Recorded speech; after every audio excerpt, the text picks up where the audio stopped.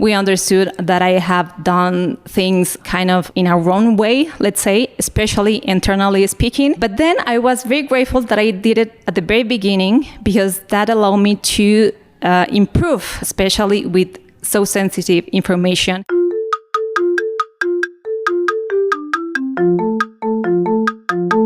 Hello and welcome to the Shiny New Object Podcast. My name is Tom Ollerton. I'm the founder of Automated Creative, the creative effectiveness ad tech platform. And this is a podcast about the future of data-driven marketing. And every week or so, I have the pleasure and the privilege of interviewing someone interesting from our industry about their vision for the future of where this little niche is going. And this week's no different. I'm in Mexico City and I'm sat in front of Priscila Lopez, who is digital e-commerce manager for Louis Vuitton. So Priscila, for anyone who doesn't know who you are and what you do, could you give us a bit of background? Yeah, sure. Absolutely. Thank you, Sam, for having me. I am Priscila Lopez. I am Mexican, living in Mexico City, and I am in charge of the digital and e-commerce platform for Louis Vuitton in Mexico. And going a little bit back on my where my experience started, it was back in 2013 in New York City, where I had the first contact with the digital ecosystem, the digital world in a company that was called Surgo Group, and they were basically doing selling data for different industries, mainly the services industries. Then when I came back to Mexico in 2015, I started working for Access Distance, which is one of the world's leaders providers of medical assistance and travel insurance. I was basically performing a marketing manager role for a while, and then a big project came in that was mainly the main goal was to sell to the direct client, to the final client, as Access Distance is a B2B business. And I lead that project for Mexico and South Latam, and it was a total success. After that, I went to work for a retailer company in Bolivia in 2017. That would be like my second launch of an e-commerce platform for a retailer, the first time for a retailer. And I worked there for almost 3 years. We launched the e-commerce platform, let's say 3 months before the pandemic came. It was very challenging, but it was also very rewarding. And then I came back to Mexico in 2020, while still working remotely for a few months for the Bolivian company. And then in 2021, I started my journey with Louis Vuitton. Amazing. So to do 2 e-commerce launches is really, really big. So you must have made some mistakes, right? Can you tell me about one egregious fuck up where you were like, but actually in retrospect, you're glad that it happened? Yeah, sure. Actually, I used to be very ashamed about this fucked up that I made back in. Actually, it was in Bolivia when I started working there. Since I have to do everything from scratch, and I was new in the country, I was getting familiar with the culture, the way you're working, how everything worked there is pretty different from Mexico, even though it is Spanish, the language that they speak. The culture and everything was completely different. So after, let's say, 2 months that I arrived to the country, I was supposed to come with the first draft of the business model for the company. And I thought that I was doing an amazing job by doing the research of the market and also the internal assessment, interviews and everything. But then when I came to the room in the meeting to present my first draft of what would be the business model, the stakeholders were surprised because for them, it didn't make any sense. It's because, and then after a long conversation, we understood that I have done things in our own way, let's say, especially internally speaking, because the approach that I used to gather all the information and data, it wasn't the right one. So I was getting fluffy information that I wasn't aware of. And yeah, somehow they understood and they were patient because I was pretty new in the company. I was the only foreign, inside there. And they took also the responsibility that they didn't brief me good enough to let me know that things were kind of different there. And yeah, it took me several weeks to recover me from this professional trauma, because I thought that it was the beginning, so I already messed it up, and I wasn't capable of doing or playing that big role.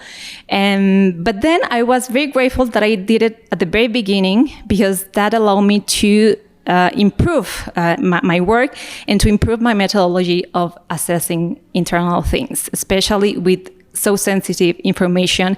And I took considerations that I wasn't thinking about before, and I made sure that everything worked perfectly in order to do a business model that could be scalable in the future, since the company wanted to be not just an e-commerce platform, but also a marketplace. So yeah, that was the one. That sounds pretty hardcore. But I always think it's the expensive mistakes are the ones that you learn from, right?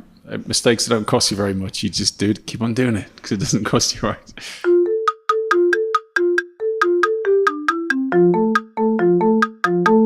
So finally, we're going to talk about your shiny new object. We definitely not had this one before, but your shiny new object is your monthly digital preparation for winners, which sounds so cool. So what is that? What is the monthly digital preparation for winners, and why is that your shiny new object, and how does that help the future of data-driven marketing? Well, I came with this new method, let's say, to prepare my team to win in the month ahead. So we review our targets on a monthly basis, and we set ourselves for success. And also with this meeting, with this methodology, we try to see how much more we can stretch our goal. If it's possible, if we can commit realistically to stretch it out a little bit more. And it consists in a monthly meeting that we have a few days before the month starts. And I print two pages for each member. One is divided in segments, and everyone needs to write down what is the situation currently. So what the offer is looking for us in the digital part, and what are the launches that are coming in? What commercial moments do we have? And like all the big projects that we're involved in, and if they are going to be delivered in that month or not, and how they are going to impact the revenue directly. So by doing this, everyone is involved in all in the digital part and also the customer service part, because the digital business in Louis Vuitton and the revenue, it also comes from customer service center. So they need to know what the offer is, like what the digital strategy we are working on, so we can like be more aligned and like very well informed about what's going on, like what is the behavior of the user in web, but what is also the behavior of the clients that are calling in daily in the customer service center. So we can interact with all this information and all these insights on the table. And this somehow promotes data-driven decisions, because on our daily basis, each role has access to certain point of data, certain dashboards, certain reports, but none of them have access to the ones that their colleagues have access to. So by doing this, they can have like first-hand data from, let's say, what the clients are doing when they are entering to the website, what they are looking for in the internal search. It is aligned with the question that the clients are asking when they are calling in or not. And also, the customer service center manager can tell us what the most frequently questions people ask regarding the website.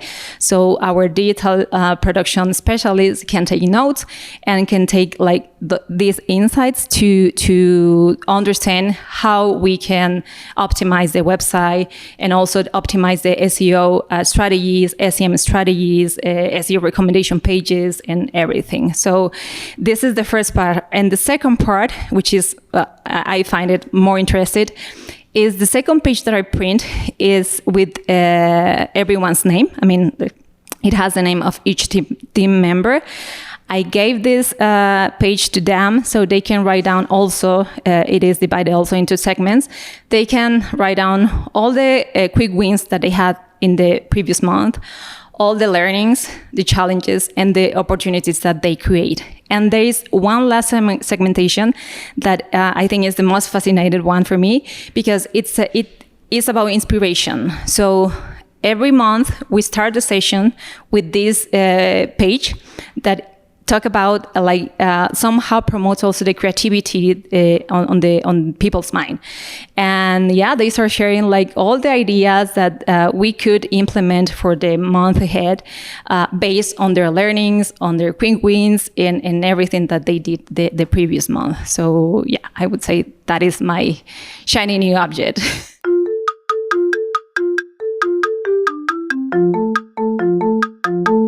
This episode of the Shiny New Object podcast is brought to you in partnership with MadFest. Whether it's live in London or streamed online to the global marketing community, you can always expect a distinctive and daring blend of fast-paced content, startup innovation pitches, and unconventional entertainment from MadFest events. You'll find me causing trouble on stage, recording live versions of this podcast, and sharing a beer with the nicest and most influential people in marketing. Check it out at www.madfestlondon.com.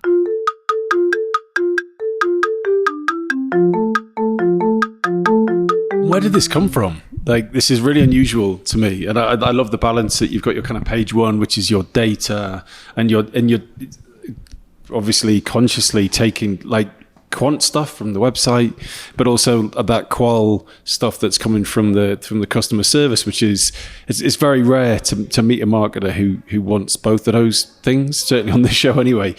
So you've got this kind of this basket of data, and then the next page with your quick wins and your challenges and your opportunities, like really getting to the point. But then the final inspiration and creativity, it's a very comprehensive but also quite an exciting way to plan the month ahead. Where did it come from?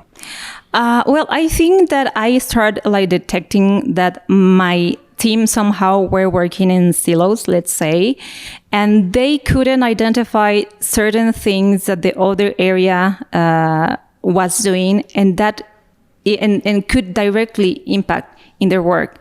So now that they have this broader view and big picture of what's going on around all the business, the whole digital business, somehow they start connecting the data and dots and like start perceiving trends and behaviors on clients that somehow they try to predict what the client is going to do in the next months, based on all this data that we are sharing. And I think somehow that they are listening from, from the customer service center manager and from the digital team, what is happening that they weren't aware of before.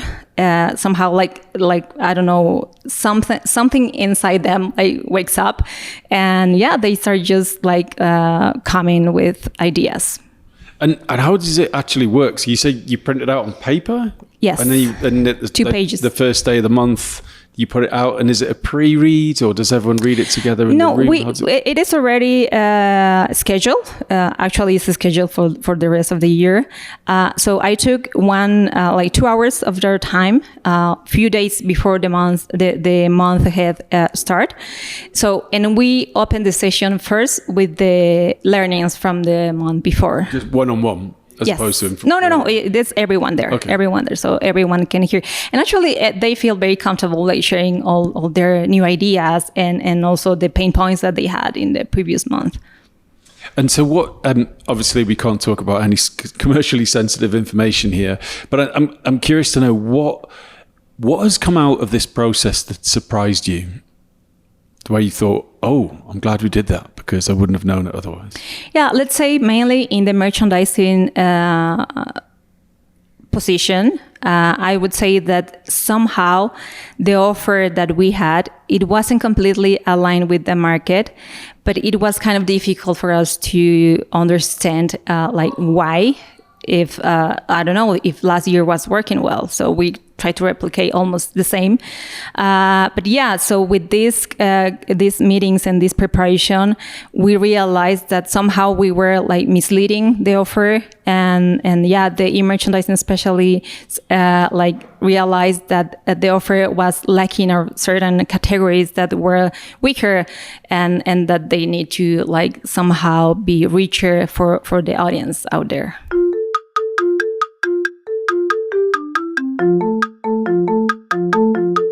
So how would you advise someone who's listening to this podcast, including myself, who thinks that's a really good idea? My brain's going, well, how could we do something similar at Automated Creative? What are we not doing? So it's got me thinking, but what would the advice be on how to start this process? How do you get it set up? Well, of course, it depends on how large is your team. In my case, I have a small team, so that gives us the opportunity to everyone sharing their thoughts and their inspiration and their challenge and everything. But I would say that first of all, like be aware of how large your team is, and also like who would be like the more open people inside your team to be willing to share first the information, but also their ideas. And what hasn't worked in this process? What do you wish you'd done differently? I think since it was kind of some idea that like, I don't know, came to my mind like suddenly, I didn't structure that well in the first month, you know? So yeah, it took us around more than 3 hours, let's say. That's a lot of time. So in the coming months, I tried to down it to only 2 hours maximum. And yeah, like I understood like what they were more excited about. And for example, they were more excited about inspiration. So I try to concentrate more on that and less on the other segments. So unfortunately, we're coming to the end of the podcast now, but thank you so much for sharing about the monthly digital preparation for winners. I just love the positivity of using the word winners in the title of this process. It's brilliant. If someone wants to get in touch with you to discuss anything that we've covered in the podcast today, where is a good place to do that? And what makes a message that you will actually reply to? I think the best channel is LinkedIn for me. You can find me as Priscila Lopez. There is a bunch of Priscila Lopez, of course. Okay. But if you just type Louis Vuitton, you just find me right away. And I would say that if you ask for some kind of advice, in a genuine way, I will definitely reply. Brilliant. Priscila, thank you so much for your time. Thank you, Tom.